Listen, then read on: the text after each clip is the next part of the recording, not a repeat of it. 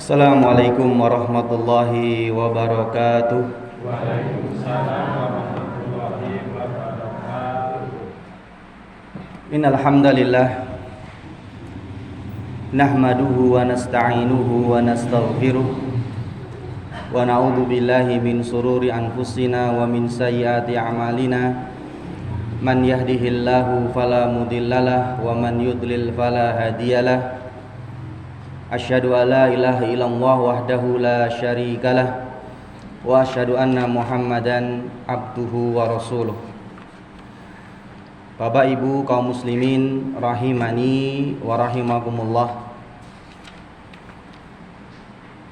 Melanjutkan pembahasan pada pertemuan sebelumnya,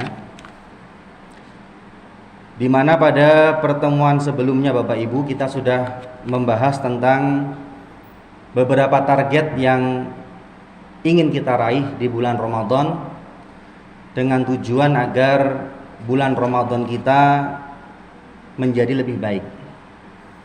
Dan insya Allah pada kesempatan malam hari ini kita akan melanjutkan target yang berikutnya. Target yang berikutnya ini Bapak Ibu di luar masalah sholat, yaitu berkenaan dengan agar kita tidak melewatkan satu hari pun di bulan Ramadan kecuali untuk membaca Al-Quran. Ini target yang bisa kita terapkan untuk diri kita, yaitu tidaklah berlalu hari kecuali kita membaca Al-Quran. Kaum muslimin rahimani wa rahimakumullah. Kenapa Al-Quran? Karena Allah berfirman dalam surat Al-Baqarah, Allah berfirman, Syahrul Ramadan alladzi unzila fihil Quran. Bulan Ramadan, kata Allah Subhanahu wa taala, adalah bulan diturunkannya Al-Quran. Ramadan adalah bulan diturunkannya Al-Quran, sehingga Ramadan identik dengan Al-Quran. Sehingga dalam hadis Ibnu Abbas radhiyallahu anhuma, beliau menceritakan bahwasanya wa kana Jibril alaihissalam yalqahu fi kulli lailatin min Ramadan wa yudarisuhu al-Qur'ana. Beliau, sahabat Ibnu Abbas, menceritakan bahwasanya Jibril alaihissalam, malaikat Jibril, itu beliau turun di setiap malam di bulan Ramadan, turun untuk menemui Rasulullah Muhammad SAW. Untuk apa Jibril turun? Beliau turun untuk fayudarisuhu al-Qur'an, mengajarkan Al-Quran. Jadi bulan Ramadan Jibril turun setiap malam kepada Rasulullah, dan beliau Jibril mengajarkan Al-Quran.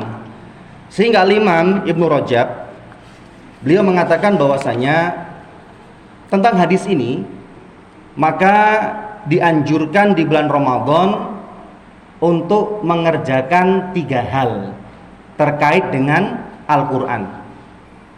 Yang pertama adalah mempelajari Al-Quran. Yang kedua adalah membacanya. Dan yang ketiga adalah menyetorkan hafalan Al-Quran.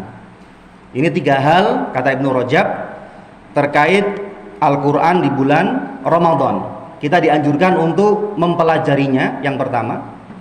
Yang kedua membacanya. Dan yang ketiga menyetorkan hafalan Al-Quran, kalau kita punya hafalan Al-Quran. Kemudian kaum muslimin rahimani wa rahimakumullah, dalam hadis yang lain dari sahabat Abdullah bin Mas'ud, Rasulullah mengatakan bahwasanya man qara'a harfan min kitabillah, barang siapa yang membaca 1 huruf dari Al-Quran, membaca 1 huruf, hanya 1 huruf dari Al-Quran, falahu bihi hasanatan, maka baginya 1 kebaikan. Jadi kalau kita membaca satu huruf saja, ini kita dibalas dengan satu kebaikan. Wal hasanatu bi asri amsalihha. Dan satu kebaikan itu bernilai 10 kali lipatnya. Sehingga dengan kata lain, kalau kita membaca Al-Quran, itu per hurufnya dinilai satu kebaikan. Satu kebaikan ganjarannya 10 kali lipat. Jadi kalau kita membaca alif, lam, mim, ini 3 huruf.